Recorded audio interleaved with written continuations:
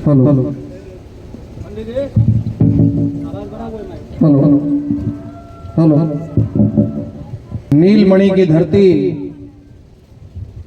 भिरा की इस पावन भूमि पर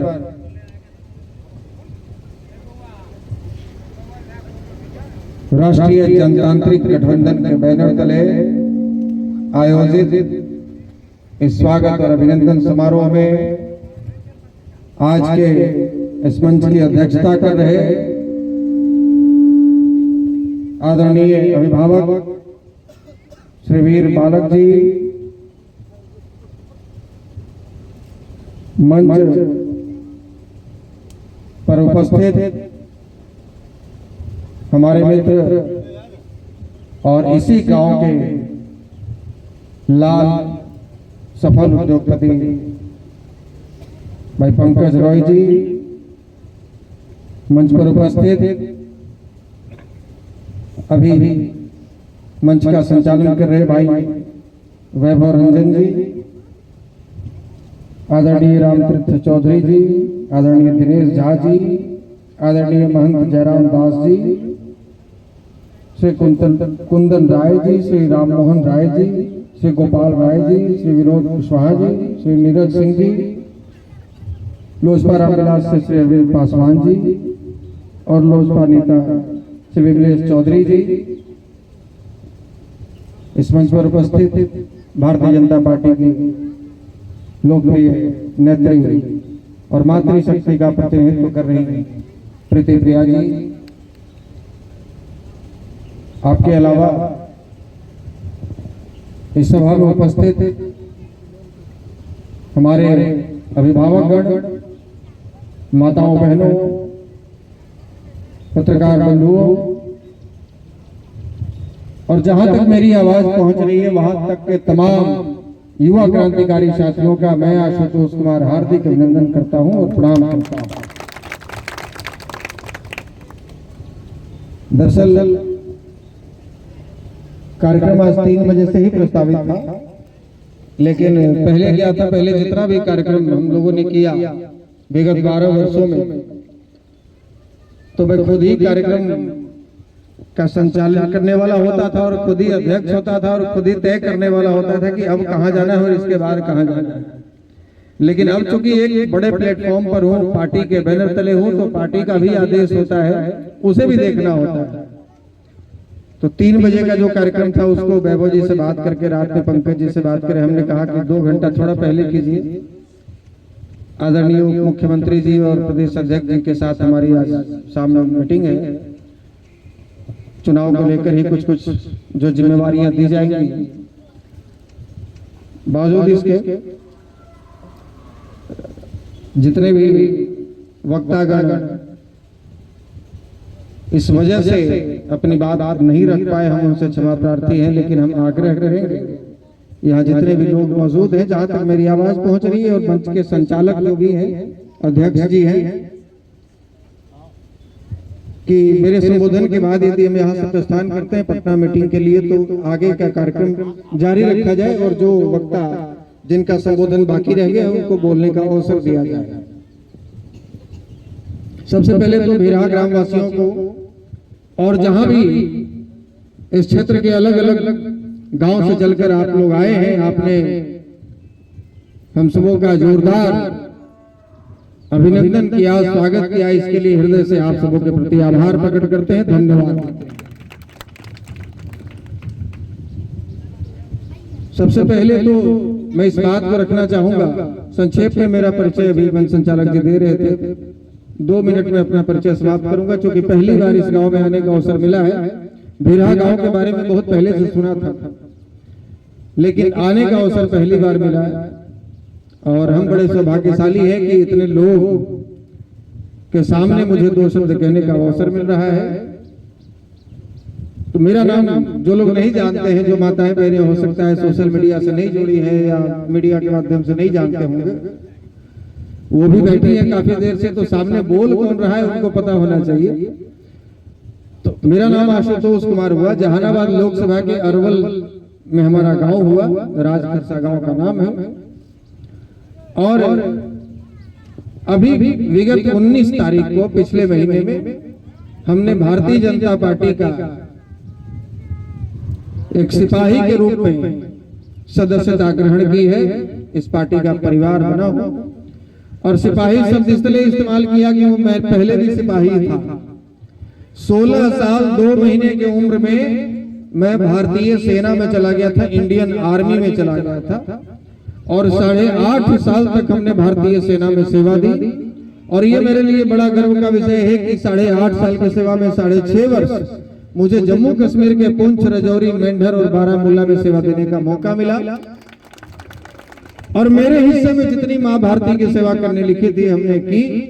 और अब सेना से सेवानिवृत्त के बाद मैंने एक संगठन बनाया। देखा कि बिहार में या देश में अलग अलग जातियों के लोग अलग अलग जातीय संगठन बनाए हुए हैं और उस जातीय संगठन के बैनर तले लोग अपने अपने समाज के आर्थिक, शैक्षणिक, सामाजिक उत्थान की बात कर रहे हैं।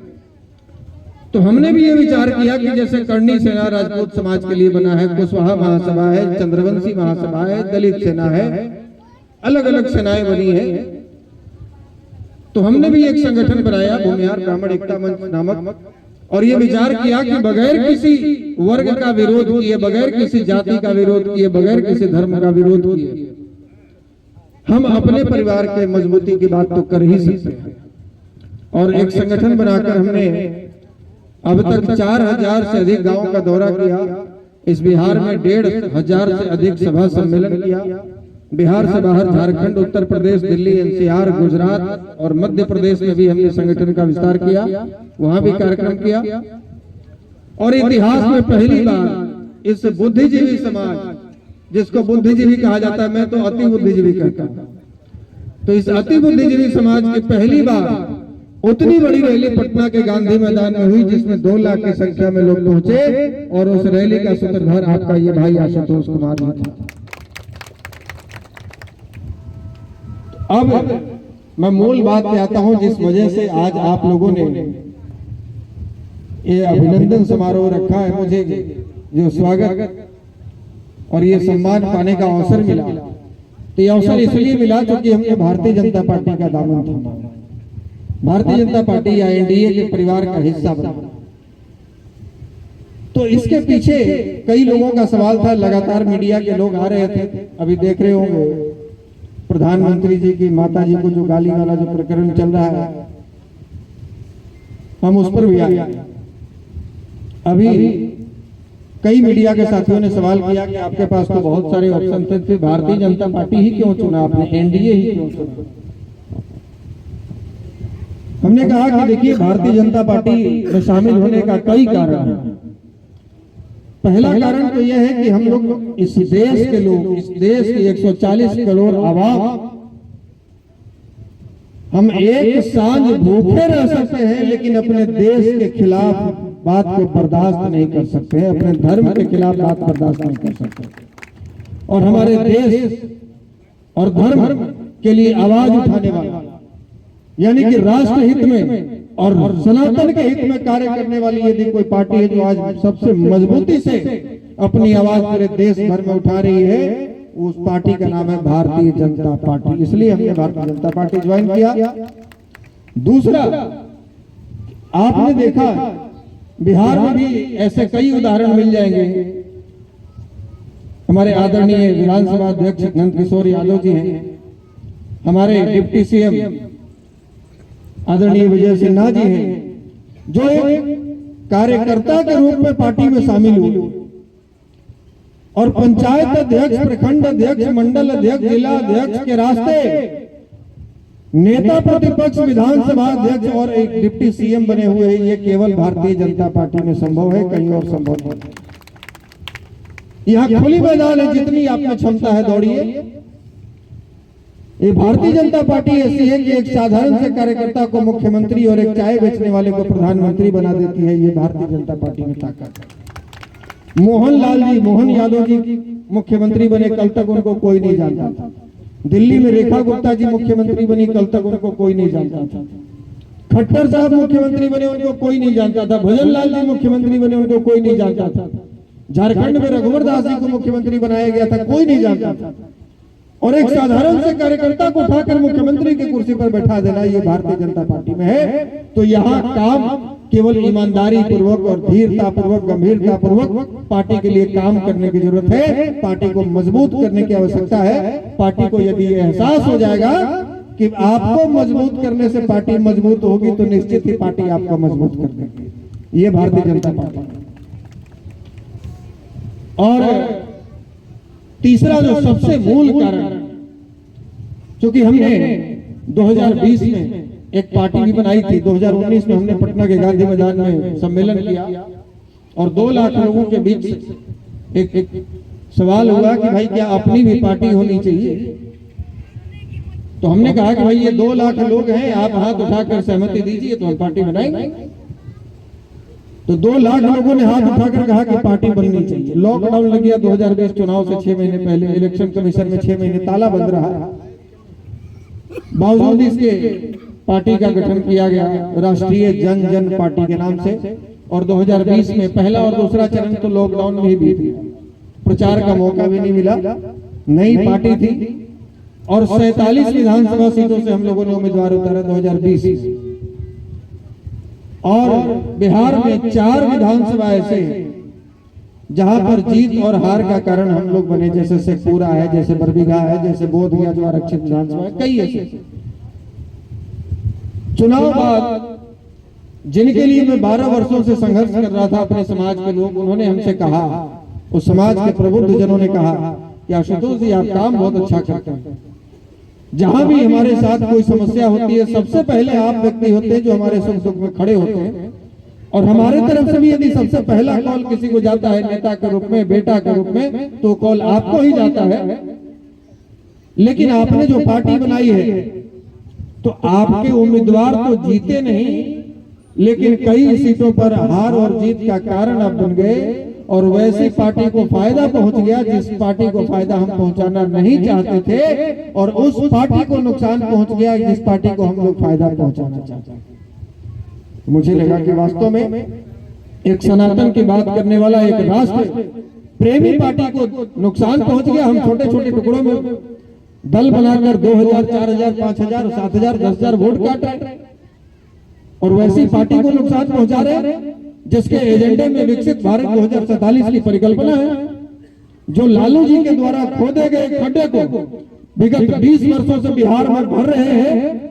और जिस बिहार में कहा जाता था कि सड़कों में गड्ढा नहीं, गड्ढों में सड़क है, और वो ढिबरी और लालटेन का जमाना हुआ करता था। बिहार का कई ऐसा जिला था जो बिजली नहीं देखा था। बिहार के मगध और शाहबाद और पटना कमिश्नरी में चले जाते तो शाम को 6 बजे के बाद कोई घर का दरवाजा नहीं खुलता था। वैसी पार्टी को फायदा पहुंच जा रहा है, और उस पार्टी को नुकसान पहुंच रहा है जो राष्ट्र के लिए समर्पित है, जो हमारे धर्म की रक्षा के लिए खड़ा है, जो बिहार के विकास के लिए काम कर रहा है, जो देश को विश्व गुरु बनाना चाहता है। तो ये गलत हो रहा है। और हमने ये बहुत ही गंभीरता पूर्वक विचार किया तो ये समझ में आया कि जो पार्टी सबसे बेहतर है, जो राष्ट्र हित में काम करे, जो हमारे धर्म के लिए काम करे, जो हमारे बिहार के लिए काम करे, जो देश के लिए काम करे, हमें उनके साथ मिलकर काम करना चाहिए। और वैसी पार्टी जो आज नक्सलियों को संरक्षण दे रही है, नक्सलियों को संरक्षण का मतलब आप आए दिन अखबार में पढ़ते होंगे, छत्तीसगढ़ में, झारखंड में, असम में ये नक्सली लोग सीआरपीएफ जवानों को बम लगाकर उड़ा देते हैं। आपने दंतेवाड़ा में सुना होगा कैसे 50 सीआरपीएफ जवानों को आईडी लगाकर उड़ा दिया जाता है। ये नक्सली लोग, ये राष्ट्र भक्त तो नहीं हो सकते, ये राष्ट्र द्रोही लोग हैं ना। और इनको संरक्षण कौन दे रहे हैं? ये सीपीआईएम वाले, सीपीआईएमएल वाले, सीपीआई वाले, ये 3 तारा वाले, ये हसुआ बाली वाले, हसुआ हथौड़ी वाले, ये पॉलिटिकल संरक्षण दे रहे हैं एमसीसी जैसे नक्सली संगठनों को, जो हमारे देश के जवानों को शहीद करते हैं।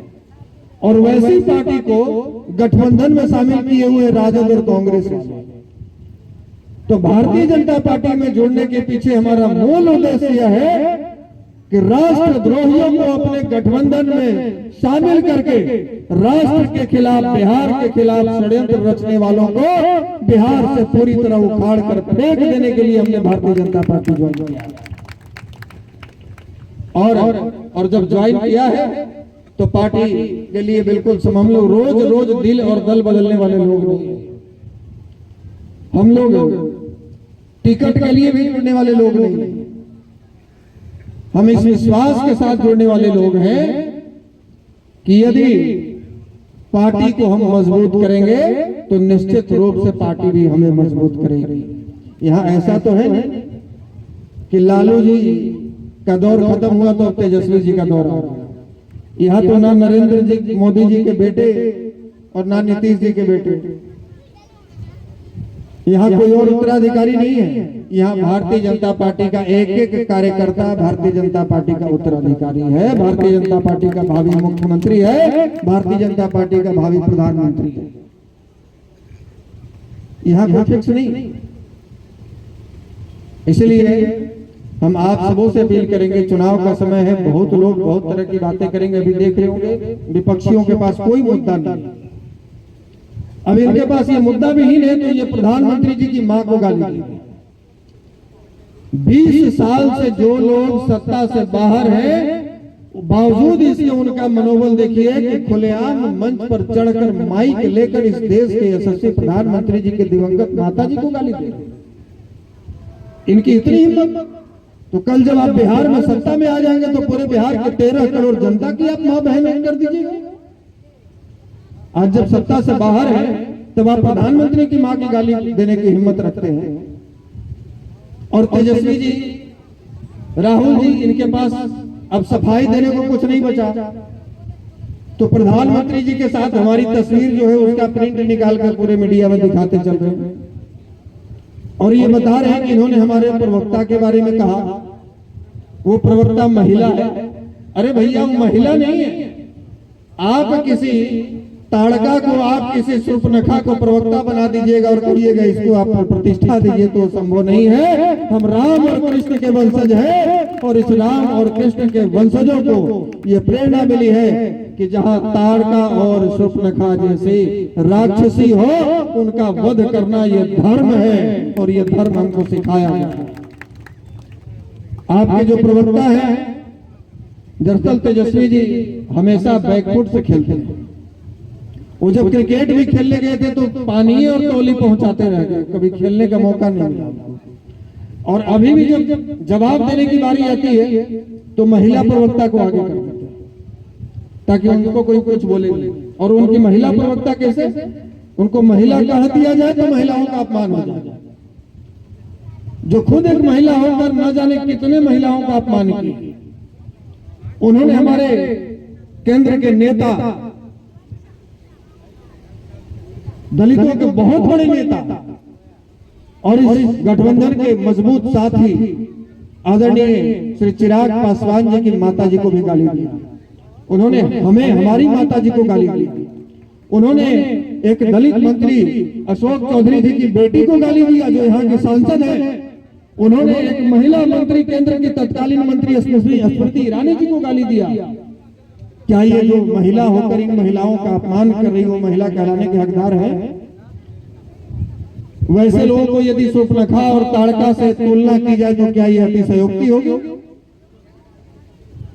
तो ये लोग, इनके पास अब कोई जवाब नहीं है। अब ये गाली दे रहे हैं, ये कभी हमारी माता जी को, कभी चिराग जी की माता जी को, कभी प्रधानमंत्री जी की माता जी को। तो हमने कल राहुल गांधी जी को और तेजस्वी जी को एक सलाह दिया है कि आप अपने चुनावी घोषणा पत्र में ये एक एजेंडे में शामिल कर लीजिए कि हमारी जब सरकार बनेगी तो तमाम माताओं का अपमान किया जाएगा, सबकी माँ बहन एक कर देंगे हम लोग सरकार बनते हैं। क्योंकि माँ को गाली देना आपके संस्कार में। ये लोग तस्वीर दिखा रहे हैं कि जो हमारा प्रवक्ता का शब्द बोला प्रधानमंत्री जी उनके सामने हाथ जोड़े हुए, ये हमारे प्रधानमंत्री जी का संस्कार है कि जब आप एयरपोर्ट पर, जब मंच पर उनका अभिवादन करते हैं हाथ जोड़कर, तो सामने से प्रधानमंत्री जी भी हाथ जोड़कर आपका अभिवादन स्वीकार करते हैं। ये हमारे प्रधानमंत्री जी का संस्कार। और इनके राष्ट्रीय अध्यक्ष लालू प्रसाद यादव जी हैं, उनका संस्कार क्या है कि जब कोई प्रणाम करता है तो पैर पसार देते हैं। संविधान निर्माता डॉक्टर साहब भीमराव अम्बेडकर साहब का भी उनकी तस्वीर को अपने पैरों पर रखकर अपमान करने वाले इनके राष्ट्रीय अध्यक्ष और ये ज्ञान देते हैं हम लोगों को। अभी 1 से 1.5 महीने का समय है साथियों, जितने भी लोगों तक मेरी आवाज पहुंच रही है, केंद्र में एनडीए की सरकार है, आधे से ज्यादा राज्यों में एनडीए की सरकार है। बिहार में विगत 20 वर्षों से एनडीए की सरकार है और ये जो आप देख रहे हैं अभी जो सड़कों की जाल बिछ गई है बिहार में, ये पटना में डबल डेकर पुल अभी देखने को मिल रहा है, ये जो मेट्रो में जो काम लगा हुआ है, ये जो गांव-गांव बिजली पहुंच गई है, ये जो नक्सल मुक्त बिहार जो दिख रहा है, ये जो अमन चैन दिख रहा है, ये नीतीश जी के शासनकाल में और एनडीए के शासनकाल में संभव है। ये जंगल राज वालों के शासनकाल में संभव नहीं। ये तो बस इसलिए कवायद में लगे हुए हैं कि पिताजी के द्वारा घोटाला किया हुआ पैसा अब खत्म हो गया है, दोबारा फिर मुख्यमंत्री बना दीजिए, फिर 2-4 हजार करोड़ का घोटाला कर लेंगे, फिर 10-15 साल तक। ये दूसरे को हत्यारा कहते हैं, ये दूसरों के ऊपर आरोप लगाते हैं, ये दूसरों के ऊपर आरोप लगाते हैं। लेकिन मैं कहूं ये बिहार का दुर्भाग्य है कि बिहार में लालू प्रसाद यादव जी और राबड़ी देवी जी जैसे लोग मुख्यमंत्री रहे। हम उस क्षेत्र से आते हैं, जहानाबाद से। लक्ष्मणपुर बाथे का आपने नाम सुना होगा, सेनारी का आपने नाम सुना होगा, बारा का नाम सुना होगा, दलेल चक बधौरा का नाम सुना होगा, आपने मियापुर का नाम सुना होगा, आपने शंकर बिहार का नाम सुना होगा, आपने चौरौर का नाम सुना होगा, आपने ऐरा का नाम सुना होगा, आपने रामपुर का नाम सुना होगा। आप जाइए इन गांव में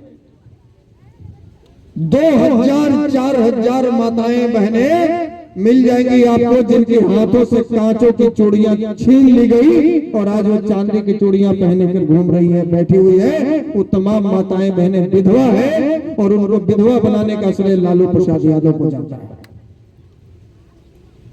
अपनी सत्ता को पाने के लिए, अपनी कुर्सी बचाए रखने के लिए लालू प्रसाद यादव जी ने अपने शासनकाल में लक्ष्मणपुर बाथे में 50 से अधिक दलितों को मरवाया, 12 और सेनारी में 5 दर्जन भूमिहारों को मरवाया, दलेल चक बघौरा में 3 दर्जन राजपूतों को मरवाया, बेलछी में अति पिछड़ों को मरवाया, शंकर बिघा में पिछड़ों को मरवाया और अपनी जाति वालों को भी नहीं छोड़ा। मियापुर में 35 यादवों को कटवाया। ये लालू प्रसाद यादव है जो नौकरी देने के नाम पर अपनी जाति के लोगों से भी हजारों एकड़ जमीनें लिखवा दी। क्या आप लोग चाहेंगे कि उनका राज फिर वापस आए? क्या बिहार की जनता चाहेगी कि वो राज फिर वापस आए? और भैया वापस आए और आए भी तो कोई पढ़ा लिखा व्यक्ति हो ना, कोई पढ़ा लिखा व्यक्ति चलाएगा। आज ये जो लोग कहते हैं कि हम समाजवादी लोग हैं, हम असली समाजवाद के ध्वजवाहक हैं, मैं दावा कर सकता हूं कि तेजस्वी यादव 10 लाइन समाजवाद पर नहीं बोल सकते।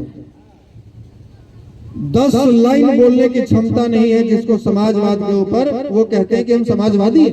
ये मजाक नहीं है। जिनको समाजवाद की परिभाषा नहीं पता वो समाजवादी बने घूम रहे हैं। जिनको ये नहीं पता कि भाई बिहार का विकास कैसे होगा, ये जो बाढ़ग्रस्त इलाका है इसका निदान कैसे होगा, ये जो सूखाग्रस्त क्षेत्र है उसका निदान कैसे होगा, कैसे बिहार को इंडस्ट्रियल हब बनाया जा सकता है, कैसे एजुकेशनल हब बनाया जा सकता है, ये बातें जिसको नहीं पता, जिसके पास कोई रोड मैप नहीं, कोई खाका नहीं है, कोई विकास की गाथा नहीं, वो व्यक्ति केवल भैया भाजपा वाले वोट चोरी कर रहे हैं, हमको वोट दे दो, ये भाजपा वाले फलाना को अपमान कर रही है, हमको वोट दे दो। ये राहुल गांधी जी केंद्र से आए, पिछले 4 महीने में 4 बार बिहार में आ गए। ये बिहारियों को इतना मूर्ख समझते हैं कि महीने में चुनाव नजदीक आए तो 4 महीने में 4 बार बिहार आ गए यात्रा करने के लिए और हाथ जोड़ के कह रहे हैं कि हमको वोट दे दो। और पिछले 4.5 साल में राहुल गांधी जी कितनी बार आए बिहारियों का हालचाल जानने के लिए, वो नहीं बताया। तो बिहारी इतना मूर्ख है, बिहारी इतना मूर्ख रहता तो महात्मा गांधी जी बिहार का चंपारण चुनते सत्याग्रह करने के लिए। बिहारी लोग राजनीतिक रूप से बहुत मजबूत है, इसलिए चंपारण चुना है उन्होंने। यहाँ उड़ती चिड़िया को भी हल्दी लगाया जाता है, राहुल गांधी जी को ये बात पता नहीं है।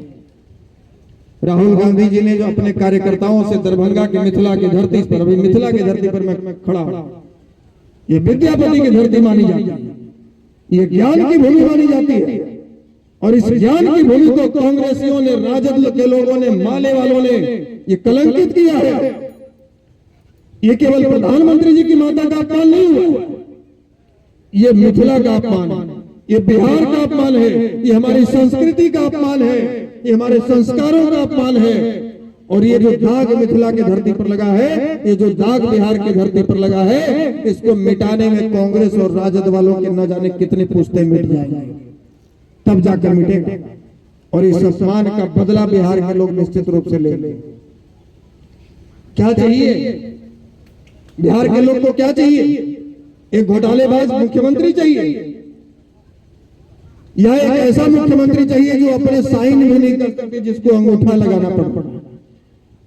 एक अंगूठा छाप मुख्यमंत्री जिसने अपने राज्य में, अपने शासनकाल में इतना अपराध बढ़वाया कि उनके शासनकाल में बिहार में राष्ट्रपति शासन लगाना पड़ा। क्या वैसा मुख्यमंत्री चाहिए? नहीं, बिहार को चाहिए जो बिहार के पहले मुख्यमंत्री डॉक्टर श्रीकृष्ण सिंह जी थे, उनके शासनकाल में बिहार में जितना विकास हुआ, उसके बाद कर्पूरी ठाकुर जी का कार्यकाल यदि ले, उस बीच में काम हुआ। और यदि उसके बाद सबसे अधिक काम देखेंगे तो माननीय नीतीश कुमार जी के शासनकाल में हुआ।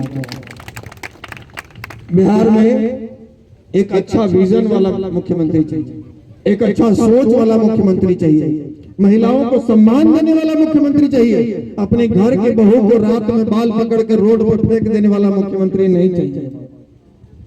ये जो घर की बहू को सम्मानित नहीं कर सकते, जो अपने सगे भाई के सगे नहीं हुए, वो बिहारियों के क्या सगे हों? उन्हें बस अपने जेब भरने से मतलब, अपनी यासी से मतलब। तो थोड़ा समय का अभाव है।